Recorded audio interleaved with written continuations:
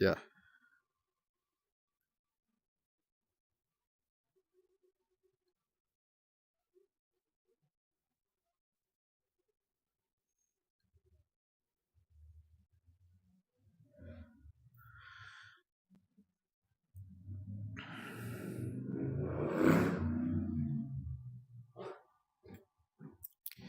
Okay. So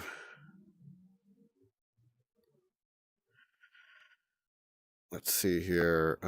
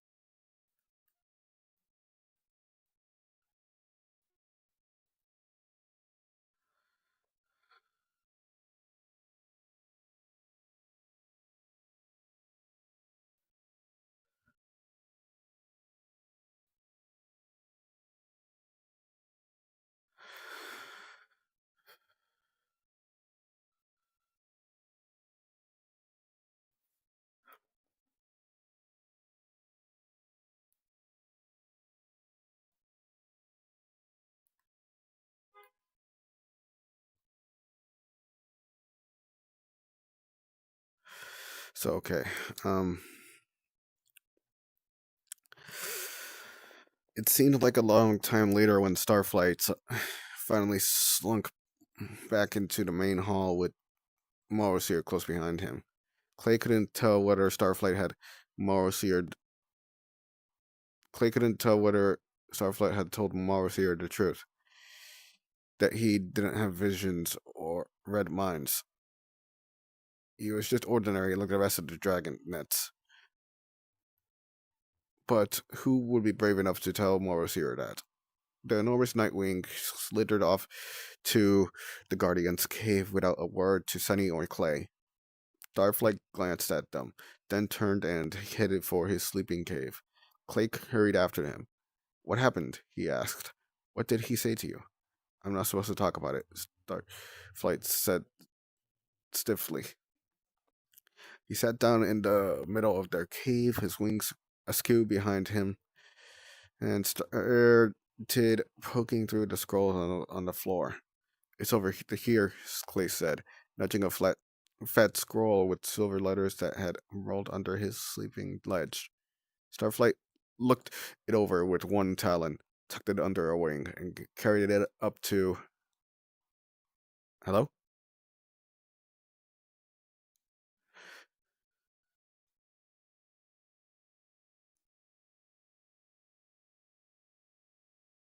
There we go. That's how you do it. His ledge. He curled up with his tail draped over his nose and started reading. Wow, Clay said. So it was that bad? Tales of the Nightwings was Starflight's favorite scroll, and he always read it when he was upset or fighting with one of the other dragonets.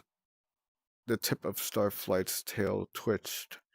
I have a lot to learn, he said. But you already know everything, Clay said. You have to be the smartest dragonet in all of Peria. Couldn't he tell that by reading your mind? Starflight didn't answer. I thought he liked you, Clay said. Surely he said something about what a great and noble dragon you must be because you're a Nightwing. A long, tired breath of who shed out of Starflight's snout. Yeah, he said. That's exactly what he told me, actually. Oh, Clay said. Well, that's good, isn't it? Did he say when you'll get your powers? Starflight fidgeted with the scroll, shredding a corner of it between his claws. Clay had never seen him upset enough to damage a scroll without noticing. He wished he could say something helpful, but he couldn't think of a single useful thing to say about Nightwings. Damn. Okay then. At least you're not a Rainwing. He tried. Did okay. Did Marosier say anything about glory?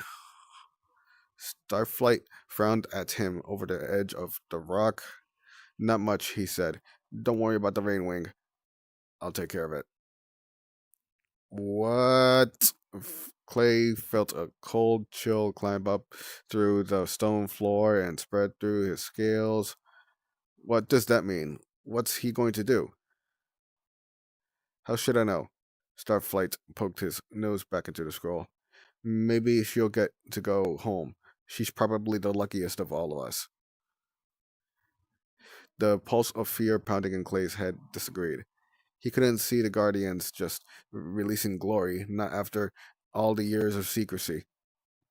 We have to go spy on them, he said, jumping to his feet. We have to know what they're planning. He stopped halfway out of the cave and stomped one foot in frustration. Oh, no, we can't. Marlowe will know we're there. Right, Starflight said. Hear you thinking all your big, loud, worried thoughts. You don't know what my thoughts are loud and you don't know that my thoughts are loud and worried, Clay said. Maybe they're quiet and very serene. Starflight snorted with amusement, the first happy sound he'd made since Morosira showed up. Even through his worry, Clay was pleased. What are you doing? Sunny's anxious voice echoed through across the main hall. What's that for? The heavy tread of dragon footsteps reached their ears, along with an ominous clanking. Stop. Wait. You don't have to do that.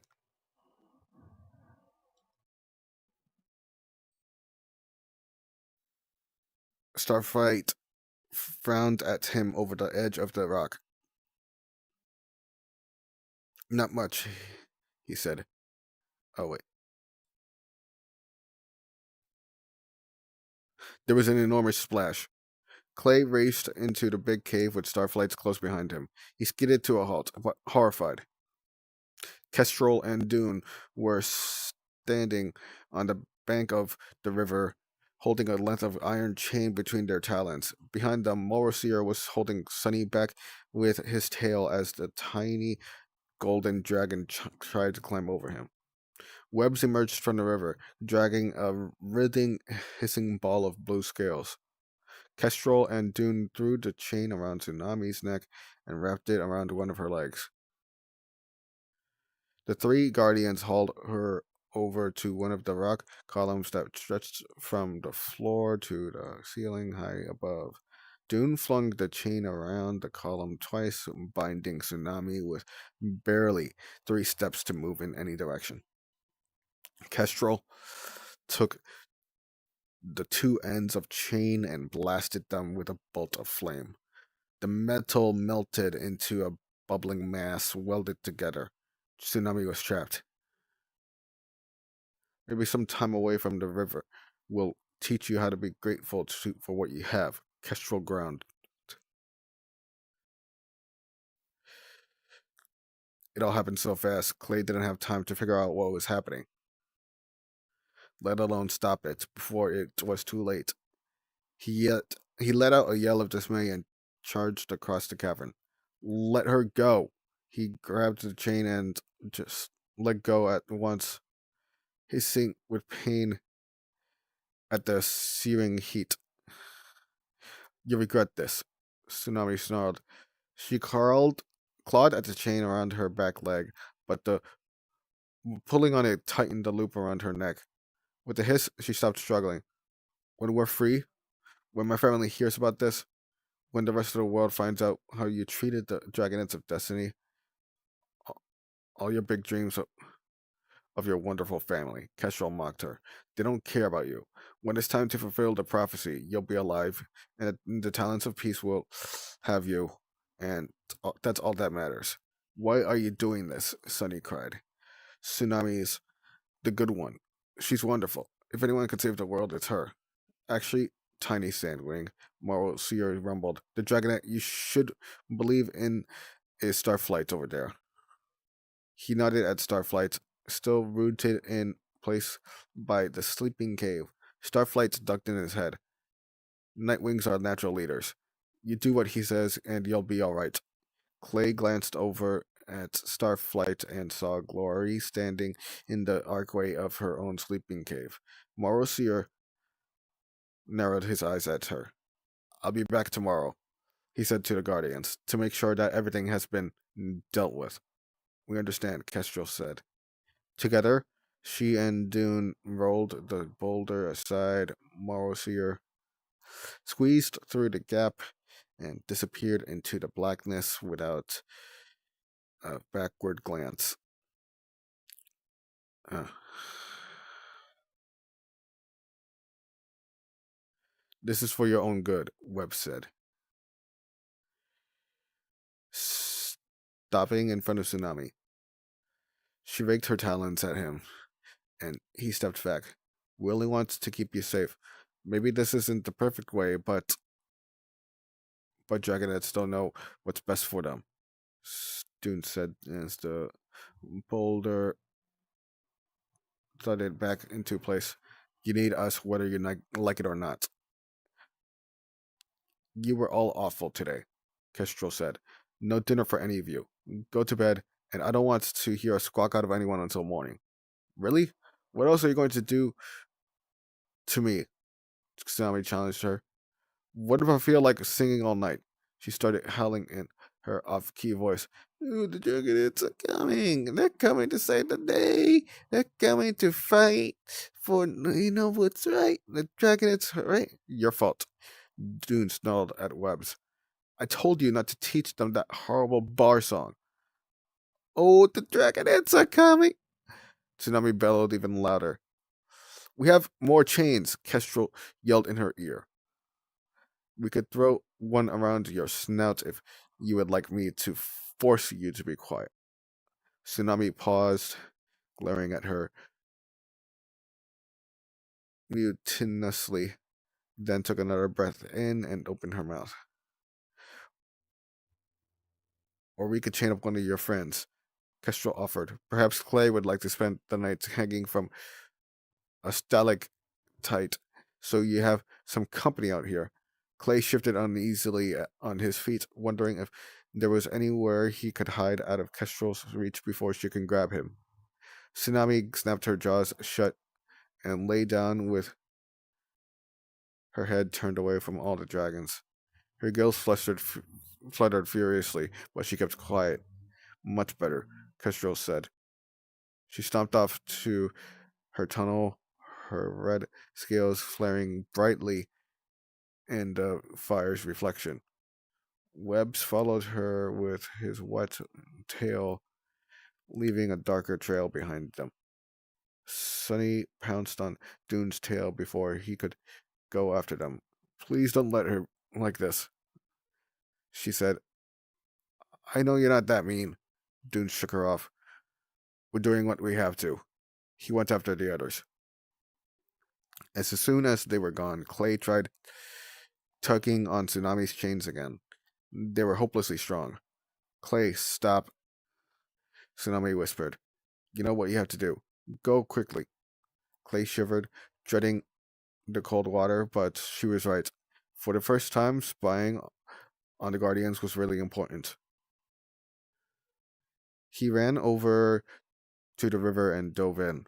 Through the water, he could hear the muffled echo of Sunny's nervous squeak as he swam against the current to the walk wall. Without Tsunami's glow-in-the-dark scales to guide him, it took longer than usual to find a gap that led through the other cave. But he felt open space under his claws, and he ducked and squeezed through. His heart was hammering in his chest as he popped into the cave. Slowly he paddled to the surface and poked his ears out into the air. This wasn't the loud confrontation they'd heard the previous night. This time the three big dragons were huddled around the fire, whispering. None of them glanced at the river as Clay floated closer. When tomorrow? Webb asked. Kestrel leaned towards the fire, breaking her scales an even brighter red. He'll be back by midday. It has to be done by then. Her tail was coiled in a tight knot beside her.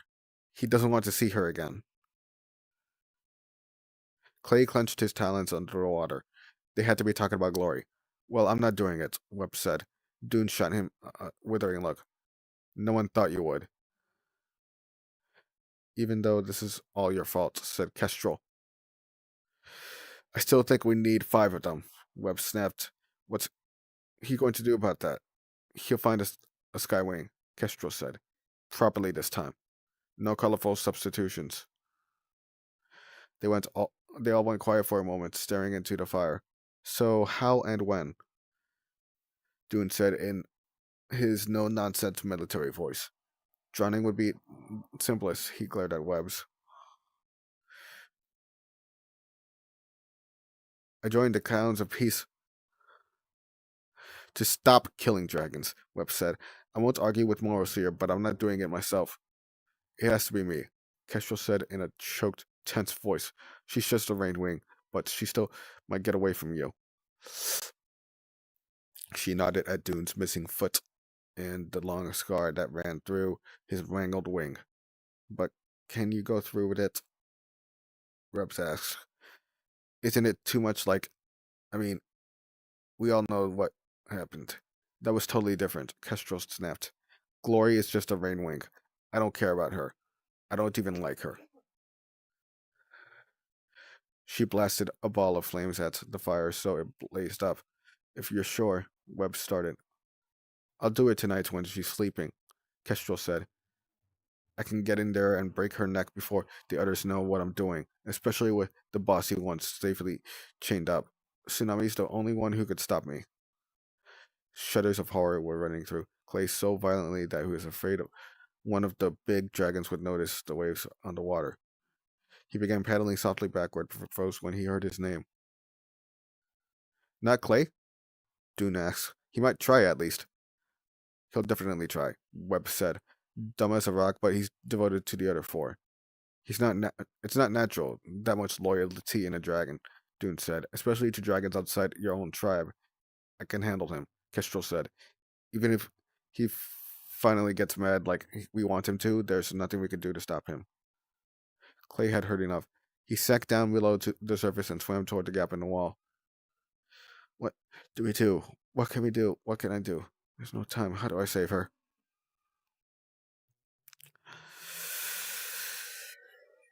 Okay.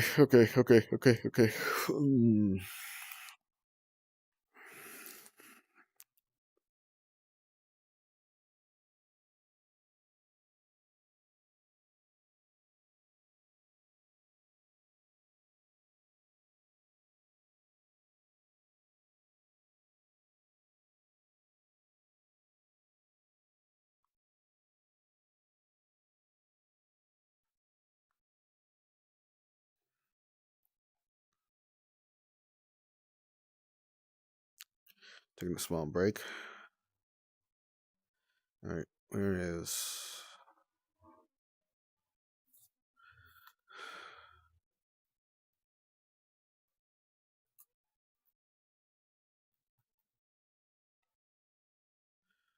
Alexa?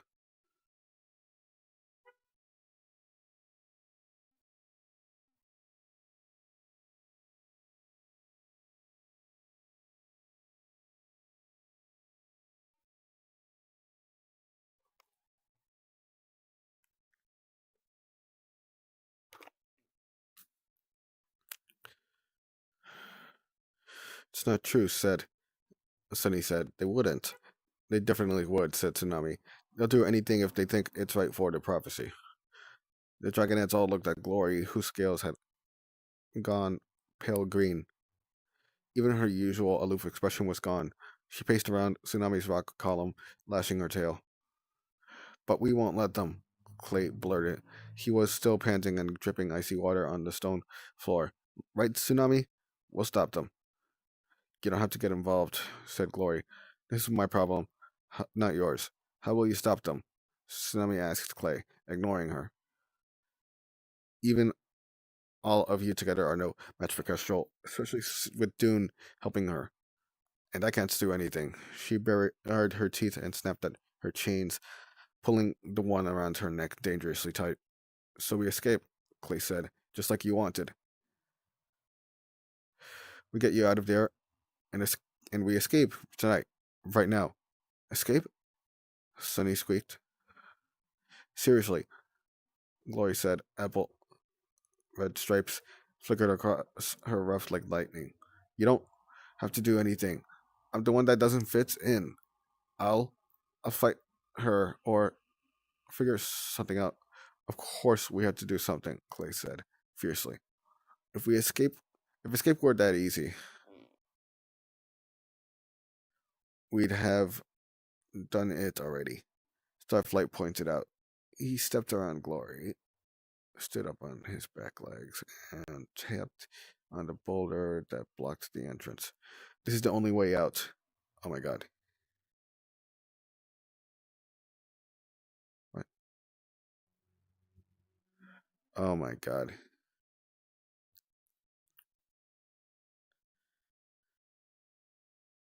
And they have it rigged on a mechanism that only the big dragons can move. They do? Clay said. Starflight nodded. Do you know how Dune never leaves because he can't fly? He has a stone that fits in this slot. He tapped on a he tapped a grooved niche in the stone wall. He turns it in here to unlock something so they can roll the boulder from inside the cave. But when kestrel or webs come from outside, there must be a lever or switch they use to open it from out there. Oh, Clay felt like an idiot for trying so hard to roll the big rock all these years. He'd never even noticed that Dune unlocked something before moving the boulder. He'd never thought twice about the oddly shaped stone that was always around the sand dragon's neck. So we can steal Dune's rock? Sunny suggested. Terrible idea, Chloe said immediately. They'd catch us for sure, Starflight said to Sunny more kindly. Especially tonight, when they're already on high alert because of Morrisier. Well, then, what about the skies? Sunny asked. Is there any way to move the boulder without the rock? Tsunami interrupted her. Starflight shook his head. Only from the outside. It's impossible from in here. Believe me, I've thought about it. Maybe the sky, Sunny said. And we couldn't force it? Clay asked Starflight. Even if we all leaned in really hard? Starflight shook his head as Glory said, This is all really sweet, guys, but you shouldn't get in trouble for me. Marozia likes the rest of you. No, just let me handle myself. Stop that. Glory snapped at her. Acting like a martyr won't help right now. Glory bristled. I'm not acting like a martyr. I'm trying to make sure nobody gets killed for no reason, besides you. Tsunami argued. It's fine if it's you getting killed for no reason. It just doesn't matter, Glory said. I'm not even in the prophecy, so who cares what happens to me? I swear I'm going to kill you myself, Tsunami growled. Glory, she's trying to say that we care, Clay interjected, in her usual gentle way. Guys, what about the sky hole? Sunny said in a rush, jumping into the brief pause in the conversation. In the study room, couldn't we fly up to it and squeeze out? Oh, Sunny, don't be ridiculous, Tsunami said. It's way too small, Starflight explained. We'd never fit, especially Clay. But maybe I might, Sunny said. I could climb out and then go around and open the boulder from the outside, like Starflight said. Right? And I could let you all out? Clay brushed her wing and twined his tail around hers. Sunny hadn't even thought of escaping before today, and yet she was volunteering for the most dangerous part of it without any hesitation. It won't work, Starflight said. I'm sorry, Sonny. I've flown up to the hole when no one was around. Me too, said Tsunami. Me too, said Glory. Clay felt slow. He'd sat below the sky hole often enough, watching the stars or clouds or rain overhead, but he'd never flown up to it or tried, oh my god, to climb out. Especially the other dragonets had. Apparently, the other dragonets had thought about escape a lot more than he had. The hole is smaller than you think, Starflight said to Sunny. I can barely fit my head through it. It's not a way out. The minders wouldn't have left it there if it was, Glory said. She stopped next to Tsunami, waves of dark green pulsing from her ears to her tail. They're too careful. There's no way to escape. There must be, Clay said desperately. He could feel time slipping away. Kestrel might come down to kill Glory at any moment. She wouldn't care if they all saw her do it. He could tell that Tsunami was thinking hard. She kept looking at him like she wanted to say something, then stopped herself. What if we tried talking to them? Sunny offered hesitantly.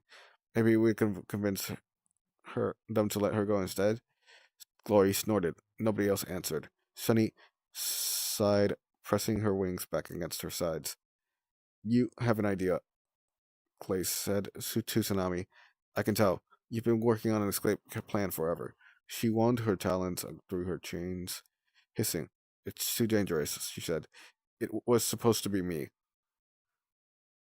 He caught her sideways glance and followed her eyes to the river. The river. They'd only ever gone upstream into the Guardian's cave. Downstream, the river flowed from the main cavern along the tunnel into the battle cave, and then Clay had no idea where it went. The roof of the battle cave sank lower and lower until the river disappeared. Clay had never explored underwater in the battle cave. He'd never wondered about where the river went, but of course Tsunami had. Do you know where the river goes? He asked. No.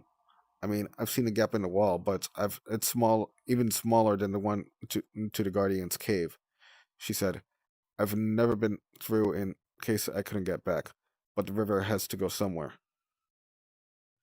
Can we all get out that way? He asked. Not all of us, she said. Only me. And me, he said. She shook her head. Clay, you can't. We have no idea what's on the other side. You can only hold your breath for an hour. You can get trapped with no air and drown. And you can't see in the dark like me. You'd be swimming blind into who knows what. It has to be a sea wing who goes. It has to be me. And even if you did get out, Starflight said, how would you find us again? How would you get back to this cave from the outside?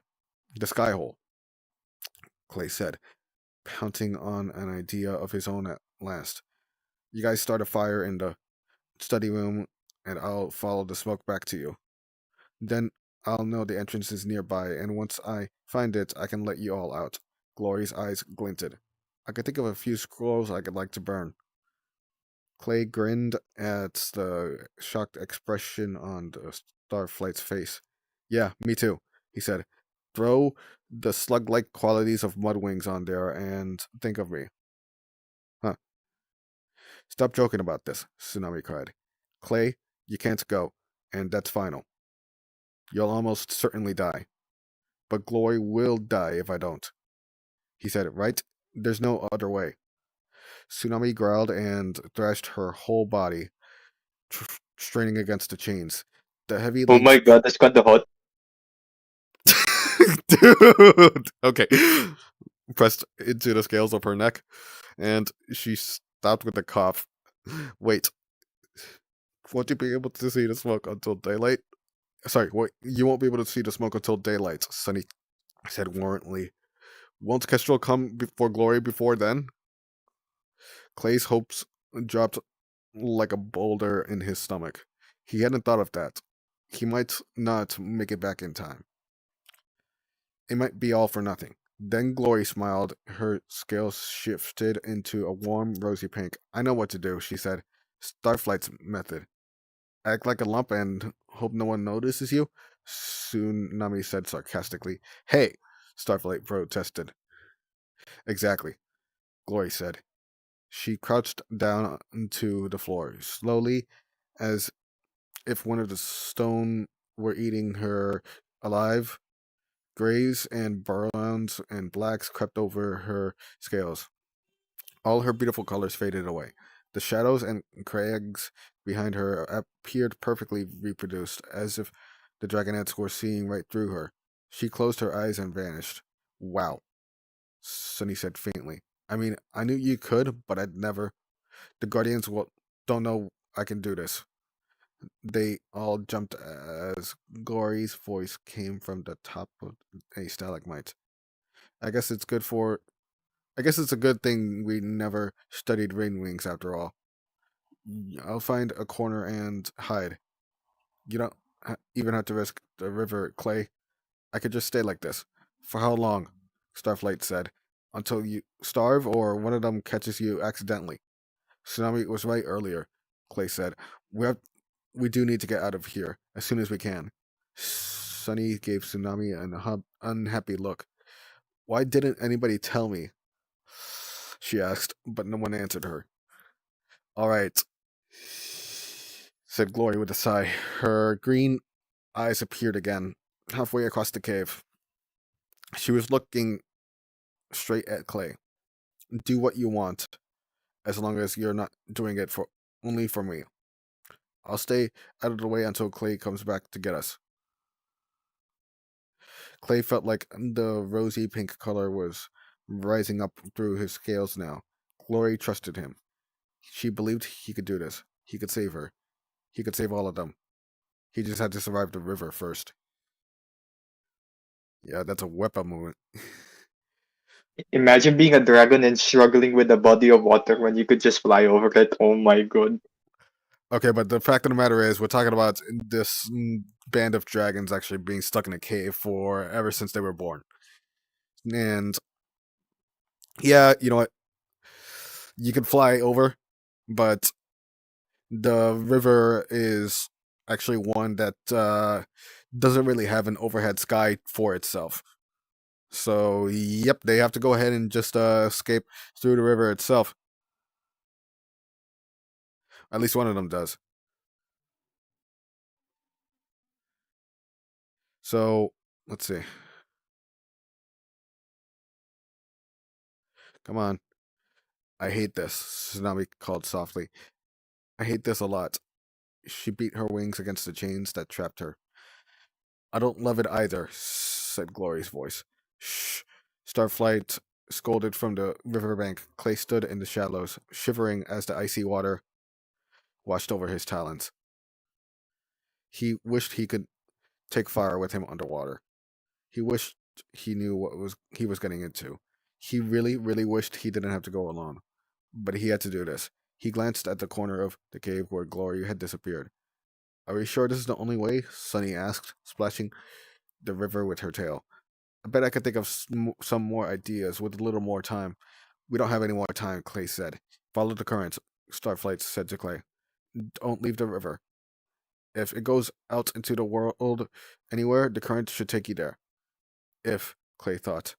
Stop and rest any time you find a place to breathe. Starflight went on. If you can't find a place where the river surfaces, don't panic or you'll run out of air faster. Clay felt like he was panicking already. When he thought about swimming into inky blackness with no idea if he'd ever breathe again, his whole body's heightened with fear.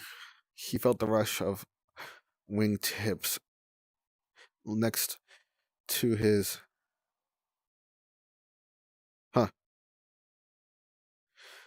and turned. The river eddied around the blurry outline of Glory beside him.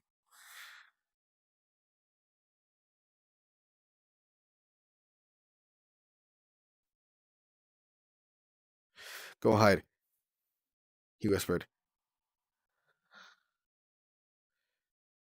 Thank you, Clay, she said quietly. I'll never admit I said this, but I want you to know that I would never have made it through the last 6 years without the four of you.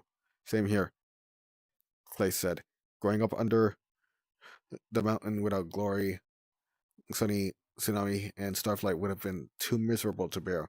Me too, Starflight said. Sunny nodded.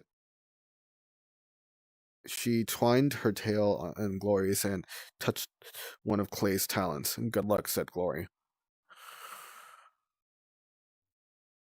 She stepped out of the river and melted back into the shallows. Be really, really careful, Clay, Tsunami said. Her chains were taut around her neck as she leaned toward them. Come back if you have to. Don't keep going if it's too dangerous. Don't you dare die, Sunny added, flinging her forearms around his neck and beating his wings with hers. Y'all stay safe, too, Clay said. He took a deep breath, then another. I'll be rolling away that boulder before you know it. He couldn't delay any longer. He nodded to his friends and dove into the river. Swimming helped warm him a little, but his scales still felt crusted with ice by the time he'd made it down to the tunnel to the battle cave. He swam to the far wall where the rocks sloped down into the river. He floated for a moment, feeling the current tugging him. Then he inhaled and dove down. By the flickering light of the torches above, he could see the patch of wall that was darker than the rest. Tsunami was right. This hole was smaller than the gap to the Guardian's cave. Well, it was flatter, but wider too, more like a snarling dragon mouth, complete with sharp outcroppings like teeth. He couldn't see anything but darkness on the other side. Clay reached one forearm into the hole and felt nothing but emptiness. The dark water rushed past him. He arrowed to the surface and took the longest, deepest breath of his life, hoping it wouldn't be his last. The water closed over his head in a final kind of way. He tried not to think about that. With a few swift kicks, he swam back to the hole and grabbed the rocks on either side to brace himself. He folded his wings tightly to his body and snaked his head through the hole. His shoulders followed, then his wings, scraping painfully against the stone teeth. His front talons found a lip of rock again ahead of him, and he seized it, pulling himself forward. He felt his shoulders slip into open space, just as his haunches got stuck. His back claws scrabbled for a grip. He tried to flatten himself to the rock, squishing himself sideways. He wriggled as hard as he could, remembering Starflight's instructions. Don't panic, don't panic, don't. He popped loose so suddenly that he spun forward, head over tail, and had to flay around with his wings to straighten himself out. As he did, he felt stone brushing his wings tips on either side. Cautiously, he reached out into the darkness. Rock pressed closely around him. The river was narrow here, and the current was strong. It carried him forward even when he wasn't trying to swim. Everything was pitch dark. He tried paddling up to find the surface of the river, but his head barked painfully against the rock ceiling. There was no air here, only a tight channel filled by the river. He wasn't even sure there was a space to turn around if he wanted to go back. But I don't want to go back. I can't go back. Clay forced himself to swim, kicking in his back legs and waving his wings as much as he could in the cramped space. Water gurgled in his ears, as if it were laughing at his efforts.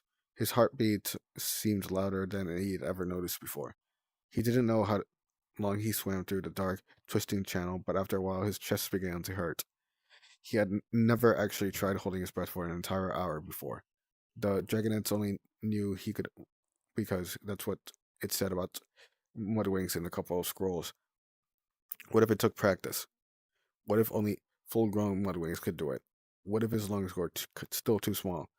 What if he drowns down here alone, and his friends never knew what happened to him? And Kestrel killed Glory, and he really was the most useless dragon in Pyria. I will not panic.